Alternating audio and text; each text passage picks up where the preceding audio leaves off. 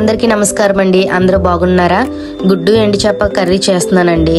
ఇదేమి నేను స్పెషల్గా చేయను, అందరూ చేసుకున్నట్టే. కాకపోతే సరదాగా మీతో మాట్లాడుతూ అలా కర్రీ అనేది చేస్తానండి. సో నేను మాట్లాడిన మాటలు బట్టి మీ అభిప్రాయాన్ని తెలియజేస్తానని నేను ఈ వీడియో చేస్తున్నాను.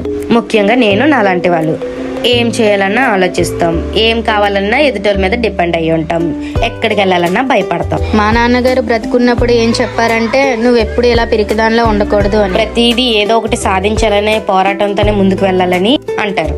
మా అమ్మ అంటది, నువ్వేం చేయాలనుకుంటున్నావో అది చెయ్యు, వాళ్ళ గురించి వీళ్ళ గురించి నీకెందుకు, నీకు నచ్చినట్టు ఉండడానికి వాళ్ళ అభిప్రాయంతో నీకు సంబంధం ఏంటని మా అమ్మ అంటది. ఇంకా మా వారి లైఫ్లోకి వచ్చాక నిన్ను ఇష్టపడి చేసుకున్నాను, నువ్వేంటో నాకు తెలుసు, నీకు నచ్చినట్టు నువ్వు ఉండు, నీ అభిప్రాయం నేను ఎప్పుడు కాదన్ను, కాకపోతే నువ్వు ఎప్పుడు ఇలా పిరికిదానిలాగా వాళ్ళేమనుకుంటారో వీళ్ళేమనుకుంటారో అని బతకు, మనం మన కోసం బతకాలి, మన పిల్లల కోసం బతకాలి అని అంటారు.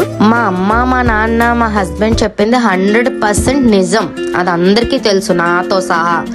అయినా నేను మారను, ఇప్పటికీ ఇలాగే ఉన్నాను.